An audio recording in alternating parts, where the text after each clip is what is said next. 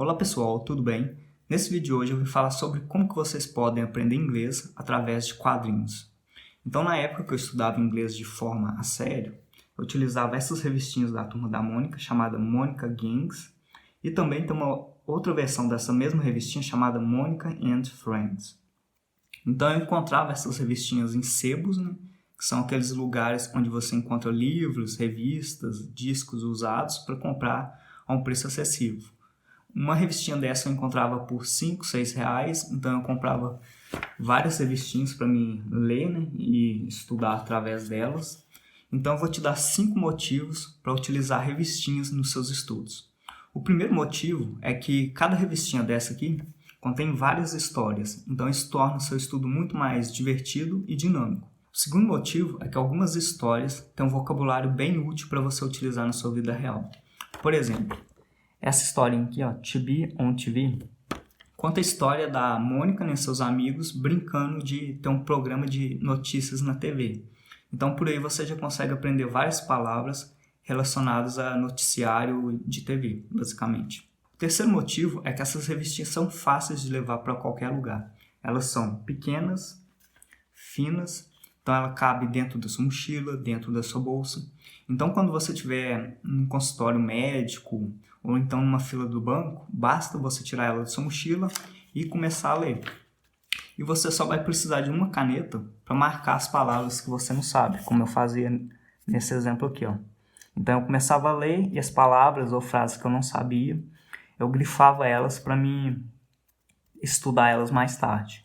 Então é uma maneira muito fácil de você estudar no seu tempo morto, digamos assim. Tempo morto é aquele tempo que você está em algum lugar e não tem nada para fazer. Então o que você faz? Você fica utilizando as redes sociais, que é uma maneira improdutiva de você utilizar o seu tempo. O quarto motivo é que as ilustrações te ajudam a entender a história. Por exemplo, nesse quadrinho aqui, tem a palavra scarf e você observa que a mãe de Cebolinha está tricotando alguma coisa e essa coisa está enrolada na cabeça e no pescoço de Cebolinha. Então você não sabe o que é a palavra scarf, mas através da ilustração você vai conseguir compreender o que significa essa palavra. Observe que no segundo quadrinho, Cebolinha sai correndo com um scarf no pescoço. Então, qual coisa em português que a gente geralmente utiliza no pescoço? Cachecol, não é verdade? Então, você consegue deduzir por essa ilustração que scarf é a mesma coisa que cachecol em português. Então, essa é uma maneira muito simples que as ilustrações podem te ajudar a aprender inglês sem ter que traduzir as palavras. Você consegue deduzir o que uma palavra significa apenas utilizando as imagens. O quinto e último motivo é que você consegue aprender a gramática de forma contextualizada através de quadrinhos. E o que eu quero dizer com gramática de forma contextualizada? Por exemplo, nas escolas de idiomas tradicionais, primeiro eles te ensinam a regra gramatical, para depois você ver de forma prática como que essa regra gramatical é utilizada no inglês. Então aqui eu vou dar um exemplo. Nesse quadrinho aqui, a gente observa que a Mônica está perguntando para o Cebolinha se foi ele que desenhou esse desenho dela aqui. E como eu sei se essa frase está no passado, está no presente ou está no futuro? No inglês, a gente tem verbos auxiliares que indicam tempo passado, tempo presente e tempo futuro.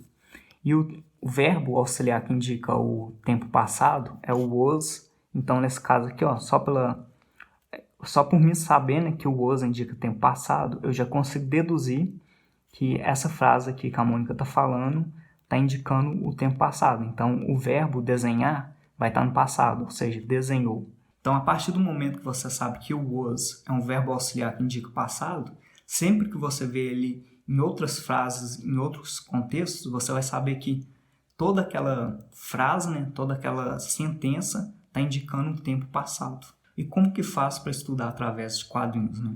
Antigamente eu dividi o meu estudo em duas partes. A primeira parte, que é a da leitura, e a segunda parte, que eu chamo de decifrar aquilo que eu não entendi. Então, na primeira parte era da leitura, né? Todos os dias eu li algumas páginas, então você mesmo determina quantas páginas você vai ler dependendo do tempo que você tem disponível. Então, todas as palavras ou frases que eu não entendi em cada página, eu grifava. Então, que vocês observam que tinha palavras, tinha frases, e eu ia fazendo grifando, né, tudo aquilo que eu não entendia na história. E eu não me importava em tentar entender na primeira leitura aquilo que eu não entendia. Eu só ia lendo e aquilo que eu não entendia eu grifava para me saber o que eu não estava entendendo. Então essa era a primeira parte do meu estudo. A segunda parte do estudo, que eu chamo de decifrar o que eu não entendia, basicamente era pegar todas essas palavras e frases e utilizar o Google Tradutor e dicionários bilíngues da internet para entender as palavras e também as frases. Então eu olhava lá, pegava uma frase em inglês, colocava lá no Google Tradutor e via a tradução dela. E a partir disso eu começava a aprender novas palavras, novas frases. E as palavras que eu não entendia, ou eu colocava no Google Tradutor ou utilizava algum dicionário bilíngue. E basicamente era isso que eu fazia. Então a primeira parte é ler e a segunda parte é decifrar aquilo que você não entendeu. Bem, pessoal, o vídeo de hoje foi esse. Como vocês viram, é bem simples estudar através de quadrinhos, não tem segredo. E você começa a utilizar o seu tempo de forma mais sábia, né? Então, em vez de ficar lá olhando rede social por várias horas, pega uma revistinha dessa e começa a aprender inglês. Se você gostou do vídeo, dá um like, seja no Instagram ou no YouTube, e compartilha com outras pessoas. A gente se vê em outra oportunidade. Até mais.